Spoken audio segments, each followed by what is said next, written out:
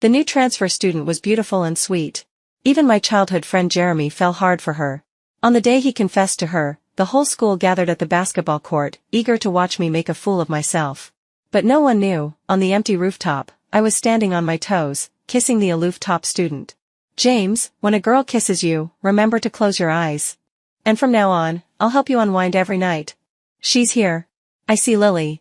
She just came out of the library, 3 minutes till she gets to the court. Want to bet how she's going to lose it this time? She'll definitely cry and make a scene. I don't know, she's waited 3 years to confess. Rachel took just 3 days. She must be losing her mind. I kind of feel bad for Lily, though.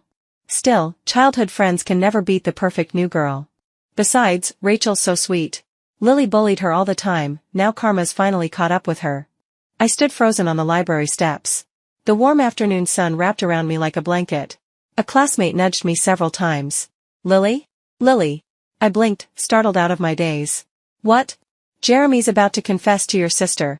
Why are you still standing here? If you don't stop him now, your boyfriend's going to become someone else's. What boyfriend? Jeremy, of course. Your childhood crush for 3 years. Another girl smirked. You'd better run. He hasn't said it yet, you still have time to crash the show. They all turned to me expectantly. But I didn't move. My mind was still trapped on the night Rachel got me killed. Only when the sun warmed my skin again did I slowly come back to myself. I had been reborn. I'd returned to just before the college entrance exams. Lily? Why are you still zoning out? Come on, let's drag her over, she'll miss the best part. A few girls pulled me toward the basketball court. Make way. Lily's here. She really came? Oh, this is going to be good. The crowd parted. Jeremy stood tall and handsome, holding a bouquet of roses.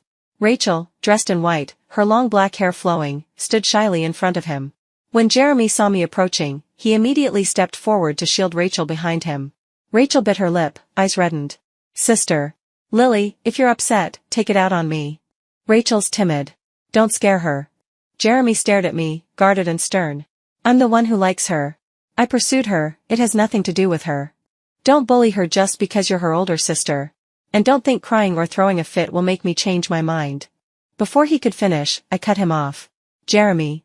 I casually brushed my newly dyed pink hair aside, silently deciding I'd change it back to black the moment I left. Ever since Rachel's mother married into my family and Rachel became my stepsister, I had become the enemy of everyone. Dad and my brother praised Rachel for being gentle and well-behaved. They gradually took her side, often blaming and wronging me. Frustrated, I started doing the opposite of everything Rachel did. Rachel had sleek black hair, I dyed mine pink. She wore white dresses, I went for wild outfits. She studied hard, I skipped class and went partying. And the result? They just hated me more. Teachers and classmates judged me constantly. I gained nothing. Later, before the college entrance exams, Rachel convinced the family to abandon me in the mountains. They drove away, leaving me behind. Not long after, I encountered something terrible. After hours of torment and violation, I collapsed face down in freezing mud, struggling for 3 hours before finally dying. That agony and despair. Like maggots gnawing on bones, impossible to forget. It left my heart frozen and bitter cold. Now that I had a second chance, I wouldn't make the same mistake. I'd no longer punish myself for others' wrongdoings. Dad, brother, Jeremy. I didn't want any of them anymore. Lily, stop wasting your energy. Fine. You two carry on. I didn't even spare them another glance. I turned and walked away. Jeremy seemed stunned. Lily? I didn't stop. I didn't look back. Whispers rose around me. Did Lily hit her head or something? She's not crying? Not throwing a fit? Jeremy sneered. She's just playing hard to get. How clever. Rachel bit her lip. She'll probably go home and tattle about me dating. Jeremy pinched her cheek affectionately. Don't worry. If she bullies you, I'll be the first to deal with her. I dyed my hair black again. When I returned to school, the evening self-study session had just ended. Jeremy stood outside the classroom, waiting for Rachel. A group of students were teasing them. Rachel's cheeks were flushed, and she looked sweet and demure. When I walked past, Jeremy pulled her into his arms in an exaggerated show of affection. I felt sick. Didn't even bother looking at them, just went straight into the classroom. Without thinking, I glanced toward the seat by the window in the back row. James's bag was still there. But he wasn't. The thought of him brought a sudden ache to my chest. In my past life, I deliberately approached James. I just wanted to piss off Jeremy. I wanted his attention. James was smart, he probably figured it out from the start. But he never exposed me. Instead, in those few months we secretly dated, he gave me the gentlest days of my otherwise dark, miserable life. He tutored me. Helped me quit smoking. When I was wronged at home and hurt myself in tears, he grabbed the craft knife from me without hesitation. Blood poured down, the wound deep and brutal. But he didn't even flinch. Later, our relationship only grew closer. 2 weeks before the college entrance exams, I discovered the secret he'd been hiding all along. That he'd fallen for me even before I got close to him. That same night, we kissed for the first time. We hugged. And promised to make our relationship official after exams. But I never lived to see that day. When they found my body, my father and brother thought I was a disgrace to the family. Jeremy only cared about comforting the traumatized Rachel. My ashes were left at the funeral home. No one claimed them. It was James who buried me. Now that I had a second chance at life, all I wanted was to see him again. If I was right, he should be on the rooftop, his favorite place. I didn't waste a second. I turned and ran. Jeremy called after me. Lily. He was holding Rachel's bag. Rachel wasn't around. You dyed your hair back. He looked me up and down, then scoffed. Trying to copy Rachel? Won't help. You can't fake what's in your bones. Trying to mimic someone else, pathetic. I couldn't help but laugh. Jeremy, if you're sick, go get treated. Lily. Move. I don't have time for your nonsense. I pushed past him and sprinted all the way to the rooftop. As the iron door creaked open, I saw him instantly. That familiar slender figure, standing by the railing. James. I called his name, dazed. And tears spilled down my cheeks in an instant. The wind howled across the rooftop. James's white shirt fluttered wildly in the wind, like the sails of a ship. As if the very next moment, he might be swept away into the night. James. I whispered his name again. He turned. His delicate yet striking features were softly illuminated by the dim stars overhead. For a moment, I felt as if I were dreaming. The sensation of unreality struck me like a wave. Lily? James, it's me. Lily. What are you doing here? He subtly moved his left arm behind his back. A sharp pain pierced my heart. And once again, the tears came flooding down. In my past life, whenever I was overwhelmed and tried to harm myself, James had always stopped me, soothing me gently. But when it was him hurting himself, I hadn't found out until it was far too late. Thankfully, now, it wasn't too late. I wiped my tears away. And without a second thought, ran straight toward him. James instinctively reached out. Lily, don't run, slow down. I crashed into his arms. Beneath the white shirt was a lean but solid waist. I wrapped my arms around him, holding on tight. Then, lifting my face, I pressed my lips to his. James, don't hurt yourself again. If you ever feel too much pressure, like you can't take it, tell me. If you lose control and need the medication, tell me. I'll help you. I'll help you release all that stress. As I finished, I pushed past the shame, closed my eyes, and kissed him. At first, he tried to pull away. But I held him tightly, so tightly that our bodies fit together perfectly, like puzzle pieces. Even as I kissed him, he still tried to dodge. So I bit him lightly and whispered, James, when a girl kisses you, you're supposed to close your eyes. I don't remember exactly when it happened. But somehow, James took control. By the time I realized it, I was already pinned against the railing. His long, elegant fingers gripped my waist, tightly. And he kissed me deeply, like he was going to devour me whole. We were still young, brimming with hormones. It was impossible not to be moved by the heat. His intensity startled me. I called his name over and over again. Eventually, he let go. But only for a moment. Then he pulled me back into his arms and held me tightly. Lily, I'll take responsibility for this. I nodded lightly. He gently tucked the messy strands of hair behind my ear. It's getting late. I'll walk you back to the dorm. Make sure to take care of the wound on your hand. I will. And don't hurt yourself again. I won't. When we arrived at the dormitory building, James reached out and gently patted my hair. Lily, you look beautiful like this. I pretended to pout. So I was ugly with pink hair. He stood under the streetlight, his smile soft and warm. Pink was beautiful too. It's just, the first time I saw you, your hair was black. But no matter what you look like, Lily, I'll always recognize you at first glance. Tears welled up again. Yes. When my rotting corpse was found in the last life, neither my father, nor my brother, nor Jeremy dared to identify me. It was James who recognized me first. It was James who claimed my ashes. And gave me a proper burial. The next morning during early study period, I sat beside James. I behaved perfectly, quiet and focused as I memorized vocabulary words. Honestly, I used to have pretty good grades. It was only after Rachel moved into our house that I started slipping. If I worked twice as hard now, and with James tutoring me again, I still had a real shot at getting into the same university as him. After morning study ended, I stepped out of the restroom. Jeremy was leaning against the hallway railing, chatting with a few classmates. When he saw me approach, he scoffed. "Lily, how childish can you be? Sitting next to James just to piss me off? Do you even realize what kind of person James is? You think he'd go for someone like you?" Rachel joined him, her expression filled with concern. "Sis, we're in our final year. This is a crucial time, you shouldn't be in a relationship. If Dad and your brother find out, they'll be furious." I stopped and looked at her. "Aren't you dating too?" Rachel quickly shook her head. "No, I told Jeremy we'd only get together after the college entrance exams." I smiled. "Really?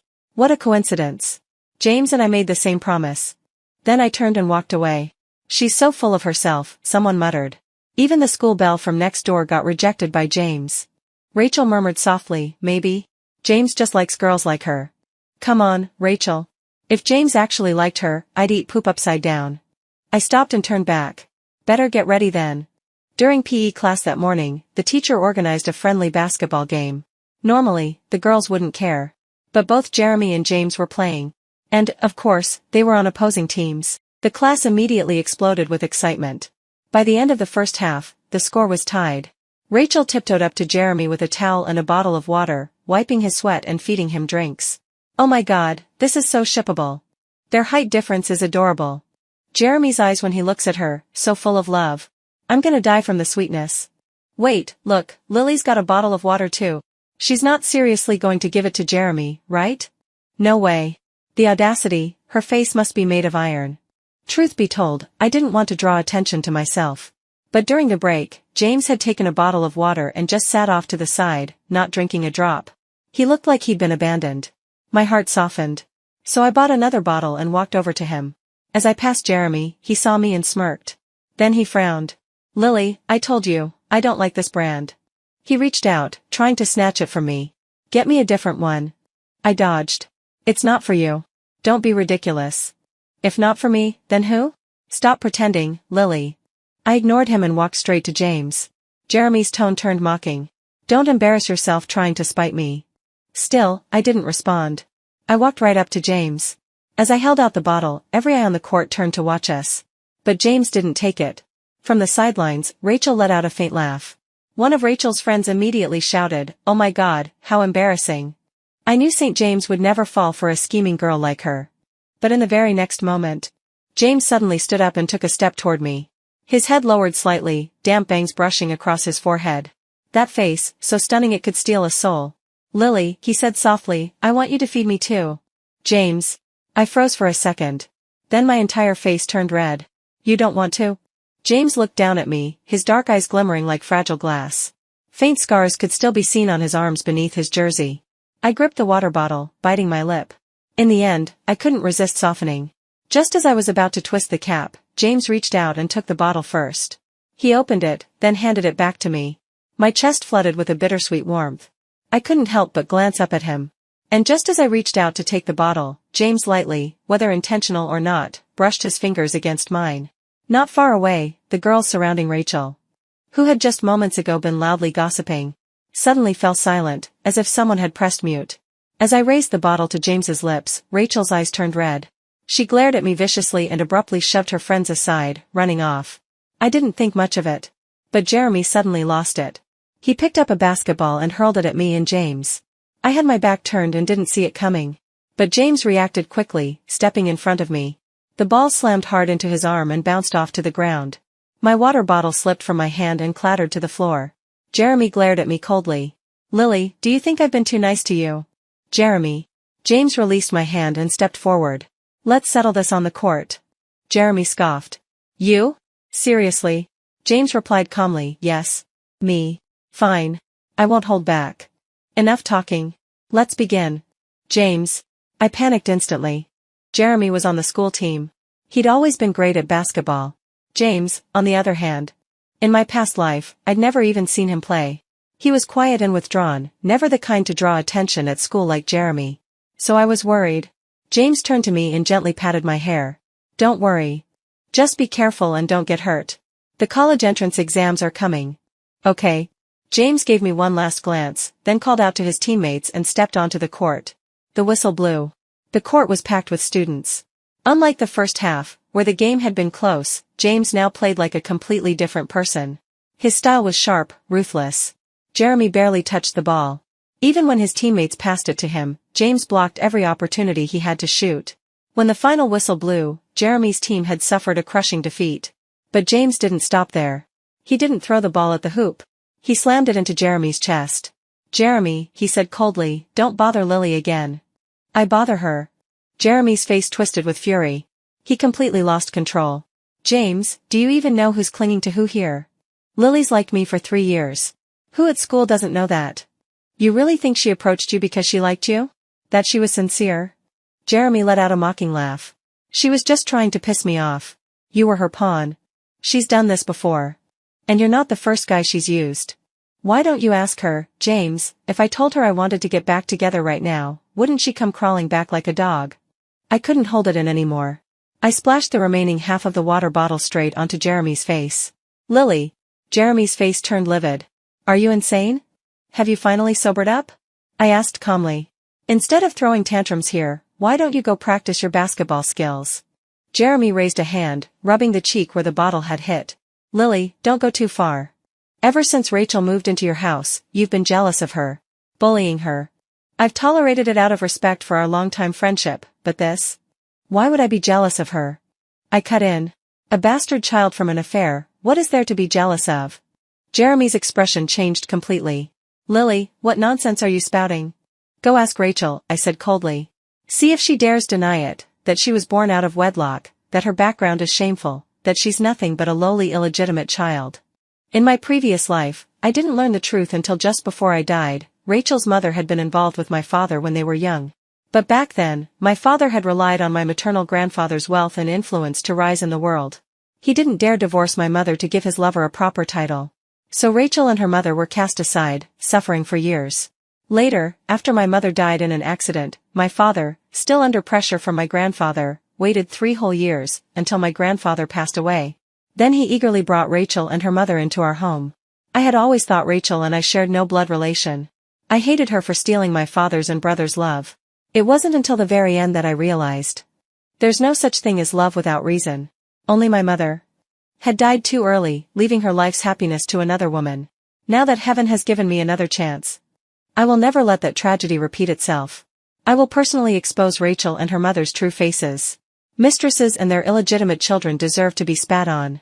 But the one who caused it all, the true villain, deserves far worse. I won't spare any of them. Not even my brother Tyler. If he still sides with Rachel and her mother after learning the truth, then I won't forgive him either." As James and I walked away from the court, rumors about Rachel's parentage began to spread throughout the school. Some didn't believe it. They thought I was just jealous and spreading lies. But others started to suspect the truth. After all, ever since Rachel and her mother moved in, my status had plummeted, while Rachel became everyone's darling. It simply didn't make sense otherwise. Whispers filled the school. James and I didn't engage in any of it. He simply began tutoring me on the subjects I had fallen behind in. And during those sessions, James was especially strict. Almost merciless. When it came to physics, my absolute weakest subject, James was merciless. There were moments when I nearly burst into tears from how harsh he was. But oddly enough, every time I saw that stern, expressionless face of his, I couldn't help but feel a strange thrill in my chest. I liked it. I liked pushing him just to see him get mad. And I especially liked it, when he kissed me with that cold, disciplined look still on his face. "Lily, we just went over this problem. You got it wrong again." James shook his head in exasperation. "At this rate, how are you going to pass the college entrance exam?" I answered with complete confidence, "It's your fault. You looked so good when you got serious, I couldn't focus." "James, you can't blame me. It's your fault for being too good looking. You're distracting." James lowered his head slightly, the tips of his ears faintly flushed. His voice dropped, quiet and deep. "How exactly am I distracting you, Lily?" He suddenly leaned down. The classroom lights fell across his brow and eyes just right. We were too close. His face, that raw and striking handsomeness, was overwhelmingly intense. I blushed so hard I couldn't speak. My heart pounded, and my tongue got tied in knots. Then James suddenly lifted the test paper to block both our faces. And kissed me. Lightly. Briefly. Like a dragonfly skimming water. "Lily, focus now. I'll only explain this one last time. James, He handed me the paper, his face serious as ever, but the smile in his eyes was impossible to hide. Back then, neither of us knew. That night would be the last time he ever tutored me. After that, I didn't see him again for a very, very long time. The next morning during homeroom, James didn't show up. Our homeroom teacher walked in and casually said, "James has transferred."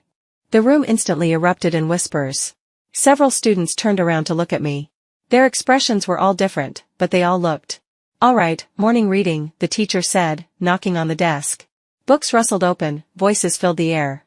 But I sat frozen in my seat like a statue. Not moving, not blinking. James's desk was untouched.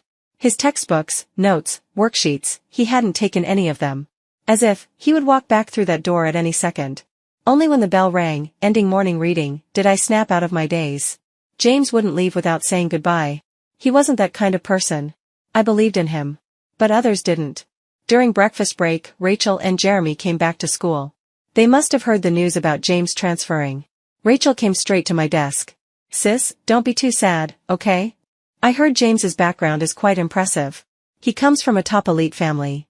Families like his care a lot about their children's future.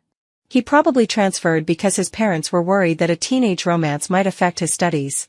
Once the exams are over, maybe he'll come back to find you." One of Rachel's little cronies snorted. "Honestly, he probably just got bored of her and ran off before she could cling to him." "Lily, you didn't actually take him seriously, did you?" They laughed, sarcastic and smug. Jeremy, standing to the side, his cheek still bruised, looked at me coldly. "Lily, only someone as dumb as you would do something so stupid and get nothing in return." "Jeremy," Rachel said gently, "my sister's probably feeling really sad right now. Maybe don't say that." "And you're still defending her," he snapped. "She dumped all that filth on you and you still speak up for her." Rachel lowered her head, her voice trembling just right. "I know my sister isn't happy with me. Dad and our brother dote on me now because of everything I went through. It's only natural she'd be upset." "Rachel, can you please think for yourself for once?" Jeremy said angrily. "She's slandering you. You should be suing her." "Slander?" I slowly rose from my seat, smiling coldly. Which part of what I said was slander? "Rachel, can you honestly say your mother wasn't a mistress? That you weren't born from an affair?" "That's enough, Lily. Tyler already told me. Aunt Amy and Uncle Eric were in love long before your mom barged in and broke them apart. Even if Aunt Amy made mistakes, your mom was the real villain. Tyler's known this for a long time. That's why he's always felt guilty toward Aunt Amy and Rachel. He and your dad treat them well now, to make up for your mother's sins." At that moment, I felt like something exploded in my ears. My legs almost gave out. Tyler, my full-blooded brother. I never would have guessed, he'd known the truth about Rachel's background all along. And even knowing, he still thought this way. He still did this. Even if Aunt Amy and Eric were once in love. Even if my mom broke them up. Could my mom force Eric to marry her? To sleep with her? To have children? Eric built his fortune on my grandfather's support. No one forced him into that. He lived in wealth and comfort all these years, and never once complained. He climbed high on his wife's family's power, while secretly keeping his old flame in the shadows. And even had a child with her. And now, they're the victims? And my mom's the villain? But what broke me the most, was Tyler. Mom carried him for 10 months and gave birth to him. Yet now, he stood with Rachel and her mother, insulting his own mother's name. Standing side by side with that woman. If there was any part of me still holding on to Tyler before, that moment shattered it completely. Just like in the past life, Tyler was beyond saving. "Lily," Rachel suddenly said, her eyes brimming with tears, "if we're being honest, your mother was the mistress. She used her background to split up two people who loved each other. My mom and I suffered so much because of her. But now, things have returned to how they were meant to be. I don't want to fight over our parents' mistakes anymore. Let's live peacefully from now on, okay?" She smiled so graciously, then reached out her hand to me. Jeremy looked ready to die from heartbreak. Around us, some classmates started to murmur in agreement. Only one or two whispered under their breath, but still. Lily's mom was the legal wife. I'm speechless. I hope your moms all meet a mistress like that someday. Perhaps because I stayed silent, Jeremy suddenly grew impatient. "Lily, why are you just standing there? Rachel's already tried to make peace. What more do you want?" I glanced at my watch and chuckled. "Don't be in such a rush. Just wait 3 more minutes." 3 minutes for what? Rachel gave a gentle, soothing smile. "Jeremy, let's give my sister a little more time. She must still have a lot of resentment toward me." I looked at Rachel's face and smiled even wider. "No, you've got it wrong. It's you who should cherish your final 3 minutes of peace." Rachel froze, her expression faltering. She looked like she wanted to say something else, all pitiful again. But I raised my hand and stopped her, calmly and coldly. Jeremy scoffed, "Quit with the dramatics, Lily. If you make peace with Rachel now, it's still not too late." The moment his words fell, someone outside the classroom suddenly called out loudly, "Lily, someone from your family is here to see you." "I'm coming," I replied, then turned to Jeremy. "Want to come home with me and watch a good show?" When I got home, my two uncles were already there. Rachel's mother stood off to the side, covering her face. Her hair was a mess, and one side of her cheek was visibly swollen. Eric sat on the sofa, face twisted in rage. Tyler stood quietly nearby, too afraid to even breathe. Rachel's face had turned deathly pale. She took a step forward and called out softly, "Dad." But Eric raised his hand and slapped her across the face. I'll admit, I didn't expect that. On the very first day after I was reborn, I had contacted my uncles in the capital. I'd told them everything I knew, every dirty little truth. After all, I was still a minor. There were many things I couldn't handle on my own. My uncles couldn't stop Eric from remarrying after my mother's death. But they could hold him accountable for cheating and fathering a child while his wife was still alive. In the past few weeks, my uncles had basically uncovered everything about Rachel and her mother. Now, it was time to settle the score. But judging from the current scene, it seemed there was an unexpected surprise as well. "All the evidence is right here," one uncle said coldly. "Eric, how do you want to handle it?" Eric's face was livid. "Get them out. Both of them. Throw those two filthy women out of my house." "Dad, you've got it all wrong." Rachel clutched her cheek, her eyes wide with confusion and hurt. "You filthy thing, you think you have the right to call me Dad?" Eric grabbed a few sheets of paper and flung them at her face. I glanced at them and immediately saw the bold title, Paternity Test Report. In that moment, everything clicked. How ironic. A twist upon twist. Rachel wasn't even Eric's illegitimate daughter. Rachel's mother had deceived him. And Eric, he'd just earned himself a nice, shiny green hat. No wonder he was fuming. This can't be. Rachel's legs gave out, and she crumpled to the floor like a rag doll. Jeremy suddenly rushed forward, snatching the papers. As his eyes scanned the report, his face twisted in disbelief. "Rachel, didn't you say your mom was never married before? Then who's your real father?" His expression turned dark, his grip tightening on Rachel's arm. Rachel's face flushed red instantly. I don't know." "Well asked," my second uncle interjected with a smile. "Since we're all here, might as well reunite father and daughter." When Rachel's biological father was brought in, I was shocked. He was the same man who had recently started working at our house, as their driver. He had claimed to be a fellow townsman who knew Rachel's mother well. And apparently, he really did know her well enough to have a child together. When Eric saw him walk in, his face turned crimson with rage. He looked like he might pass out on the spot. This wasn't just humiliation. This was betrayal.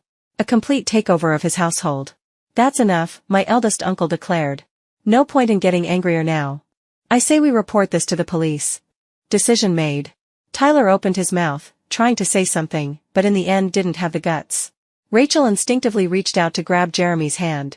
But he stepped back like she was a venomous snake. I watched the whole scene coldly. People really were fickle creatures. Just a moment ago, Jeremy was praising Rachel for being sweet and innocent. And now? He couldn't get away fast enough. Then again, I supposed he was just scared of her true identity. After all, Rachel's biological father looked sleazy and cunning. A guy like Jeremy, from a well-off family, wouldn't want to be tied to someone like that. Eventually, the entire trio, Rachel, her mother, and her biological father, were taken away by the police. Eric used the excuse of not feeling well to escape upstairs. Tyler tried to sneak away too, but my uncle stopped him. "If you can betray your own mother and stand with outsiders, then you don't need to inherit a single cent of her company or her estate. Give it all to your sister instead." Tyler panicked and tried to argue, but my uncle cut him off firmly. "No need to say another word. We know exactly what you've done. Tyler, you've truly disappointed us." "Lily," he suddenly turned to me, pleading, "please say something to them for me. I know I was wrong. We're siblings, aren't we? We're supposed to support each other." I pushed his hand away. "The moment you chose Rachel and her mother over Mom, we stopped being siblings." I looked at him one last time. "Take care of yourself, Tyler. If you keep being this blind and naive, there's plenty more pain waiting for you." When I sent my uncles back to the capital, my eldest uncle suddenly pulled me aside. "Lily, did you ask anyone else to help you?" I blinked in confusion. "No. I only told you and second uncle." "That's strange," he muttered. Everything went too smoothly. It felt like someone was helping from behind the scenes. My heart skipped. For a moment, James's face flashed through my mind. A bittersweet ache welled up in my chest. Where did he go? And why didn't he say goodbye? Could it be him, helping me from the shadows? If he could do all this in secret, why couldn't he just say goodbye in person? On my way back to school, tears fell silently down my cheeks. Just before reaching the school gates, I passed by a familiar little street food stall. In my past life, whenever I skipped class, I used to come here for Odin. Sometimes, I even dragged James along with me. But this time around, I'd only mentioned the stall to him, I hadn't yet taken him here. The lady running the stall recognized me instantly and greeted me with a smile. As I picked out food one piece at a time, she suddenly handed me a folded note. A boy from your school asked me to give this to you a couple of nights ago. It was past midnight, and a bunch of fancy cars showed up. That boy, he was tall. Really handsome. The lady kept chattering cheerfully. Hands trembling, I unfolded the note. The handwriting was a little rushed and messy, like it had been written in a hurry. Lily, don't forget our promise. See you at University D. In that moment, tears poured down my face. I knew it. I had always believed. No matter how hard life gets, James would never leave without saying goodbye. Not in the past life. Not in this one. He never lied to me. He never broke a single promise. This lifetime was no different. After everything with Rachel and her mother finally came to an end, Jeremy became withdrawn for a while. Rachel had transferred to another school again, vanished without a trace. Jeremy tried to mend things between us, but I never once responded. Instead, I threw myself completely into the intense final review before the college entrance exams. Without James there, selflessly tutoring me like before, I could only make up for it by working 10 times as hard. After the exams were over, Jeremy found an opportunity to confess to me. I rejected him flat out. Lily, are you still thinking about James?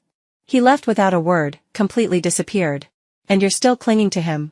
I didn't bother wasting my breath on someone like Jeremy. Not a single word. The day I received my acceptance letter, just like I'd hoped, I got a call from an unknown number in Beijing. On the other end was a woman's panicked, tearful voice. Are you Lily? Please, could you come to XX hospital in Beijing? James, he's not doing well. We don't know what else to do. When I finally arrived at the hospital, it was almost midnight. A woman was waiting for me at the entrance. She looked to be in her 30s, beautiful, though clearly exhausted and overwhelmed. She resembled James just enough that I guessed who she was. You're Lily? Yes, Auntie. I'm Lily. She gripped my hand tightly, tears spilling down her cheeks. Go see him, please, talk to James. I tried to keep calm, to stay steady. But the tears I'd been holding back spilled out all at once. On the way to his room, I imagined countless possibilities. But none of them prepared me for the reality. In just a few short months, James had become unrecognizable. Both his arms were wrapped in blood-stained bandages. His wrists, thin as bone, were strapped tightly to the bed. He couldn't move. He simply lay there, unmoving and silent. His eyes, once obsidian black, were now lifeless, dull, and gray. He stared fixedly at a point on the wall. Didn't blink. Didn't move. When I opened the door, he didn't even flinch. Not even an eyelash trembled. Until I slowly walked to his bedside. James. At the sound of my voice, he jolted violently, like someone shocked back to life. It took him a long time to shift his gaze to my face. James, I called again, kneeling beside him and reaching for his hand. His fingers were cold, smooth and cool, like jade. As I held his fingertips, they began to tremble. And then he shook so badly, so uncontrollably, that I had to tighten my grip to steady him. James, it's me, Lily. Did you forget about me? Tears ran down my face, but I still forced a smile. If you dare forget me, James, I won't let you off easy. Lily? His voice was hoarse, barely recognizable. I gently lowered my head and pressed my cheek against his palm. It's me, James. I'm here. Why are you here? He murmured. Did they hurt you? Are you okay? Lily, go home, go back home. James's emotions suddenly spiraled. That thin, frail body of his. Somehow, he found the strength to nearly rip the straps from his wrists. I rushed forward and threw my arms around him. No, James. No one hurt me. I'm fine, I swear. If you don't believe me, look at me carefully. See? I'm not hurt at all. But no matter how I tried to calm him, he couldn't stop shaking. I saw the blood soaking through the bandages on his arms. The wrist restraints had rubbed his skin raw, cutting deep into flesh. My heart clenched. I couldn't hold back anymore. I closed my eyes and kissed him, just like I had that night on the rooftop. James, when a girl kisses you, you're supposed to close your eyes. And I told you, I'd help you relieve your stress, so stop hurting yourself. Why don't you ever listen to me? His breathing began to slow. His tense body slowly started to relax. My kiss was clumsy. I cradled him, stroking his top back gently. Only when I felt his trembling subside did I let myself breathe. The window was slightly ajar. Night wind stirred the curtain. White hospital light bathed us both. Then he began to kiss me back. At first, awkward and unsure. But gradually, tender and deep. Lily. And then, I tasted something salty. I'm sorry, he whispered. I opened my eyes, and saw the tear streaking down his cheek. It slid into his hair and vanished. But I could feel it, like it had fallen directly onto my heart. Hot. Burning. In my past life, I only learned bits and pieces of James's story, shortly before I died. He'd never met his biological father. It was his mother who raised him alone. No one ever spoke of his father. It was a forbidden topic. But what I did know, his mother was unbelievably strict with him. Almost cruel. Every test, he had to come first. Every competition, he had to win. His weekends and holidays were filled with endless extracurricular classes. And in every single one, he had to excel. In 5th grade, he tried to resist once. Left a test unfinished on purpose. Fell out of the top 10. That time, his mother didn't hit him like usual. She slit her wrists in front of him. James was terrified. Since then, he never dropped from first place again. And that's when his mental health started to spiral. By the time I met him, his self-harming tendencies were already far worse than mine. But he never let me know any of this. I only found out when he had a sudden breakdown and I stumbled upon it. Only then did I realize how suffocating his life had been all those years. But in that past life, I died before I could save him. I never found out what happened to James in the end. But his illness, it was severe. So deep, so dangerous. I had a sinking feeling, things probably didn't end well for him. But now, I've been given another chance. We're 18 again. And I still have time. Time to pull him out of that nightmare. James eventually fell asleep. Even in sleep, he refused to let go of my hand. I stayed by his side until he drifted into deep slumber. Only then did I gently free my fingers and step out of the room. The James family was waiting outside. But his mother was nowhere to be seen. Lily, said a man, stepping forward. I'm James's father. May I speak with you for a moment? I looked at the middle-aged man standing before me. Tall, graceful, still charming even with the years etched into his face. There were traces of James in his features. No wonder. James's mother had never remarried. She had waited all this time, hoping he'd come back. I nodded and followed him into a quiet, empty room. James's mother regrets everything deeply, he began. All these years, she never realized James was sick, let alone this severely. This time, he had a relapse because she made the decision on her own to send him abroad for school. James's father let out a long sigh. Actually, I've known about you for quite a while. I knew how important you were to James. When I brought him and his mother back to Beijing, James didn't want to come with me. But his mother insisted. She was determined to cut all ties with his past, especially you. She wanted James to start fresh in Beijing, follow the path she laid out, study abroad, marry into another wealthy family, and take over the family business. They had a terrible argument that day. She even threatened to take her own life again. In the end, James gave in, but on one condition. He asked me to help with the problems your family was facing. I agreed. And James kept his promise. He returned to Beijing and stopped contacting you before the college entrance exams. But later, his mother went back on her word and forced him to leave the country. That's when he broke down and had another episode. That night, just like she once did, he cut his own wrists. The doctors said, if they had been 1 minute later, they wouldn't have been able to save him. It was then that we finally saw all the scars on his body. At this point, James's father wiped away a tear. When I was young, I failed his mother. They both suffered so much because of that. I'm already over 50, and James is my only child. This time, I finally understood, being alive and healthy matters more than anything. James loves you. As his parents, we shouldn't stand in the way. I always thought I owed his mother too much, so I listened to her in everything. But not anymore. Lily, will you stay by James's side? I wiped my tears and looked at him with calm certainty. Of course I will. But I'll stay with him not because of who he is now, or who he'll become. But because, he's James. Because of the warmth and happiness I once had by his side in a past life. James recovered quickly. Miraculously well. Not long after he was discharged, we enrolled at D University together. We were together every single day. His episodes became fewer and farther between. By our senior year, he hadn't needed medication for 9 months straight. That same year, after we graduated, we got married. But the night before our wedding, James suddenly had a relapse. According to tradition, we weren't supposed to see each other the day before the ceremony. I was staying at my uncle's villa in Beijing. It was about an hour and a half drive from our new marital home. At midnight, someone from the James family showed up at the villa. My two uncles were startled. My aunt rushed upstairs to wake me. I quickly got dressed and came down. When we arrived at the house, the car had just pulled through the gates when James suddenly came running toward us. The driver slammed on the brakes. As soon as the car stopped, James pulled open the door. Lily. Right there in front of everyone, he pulled me into a tight embrace. The driver, the servants, his family, our relatives, everyone was watching. But he didn't care. He kissed me right there. I had a dream, he said, voice trembling. I dreamt you ran away from the wedding, Lily. Can you not stay at your uncle's house tonight? But that's the tradition. We're not supposed to see each other the night before our wedding. Well, we already broke it. James cupped my face.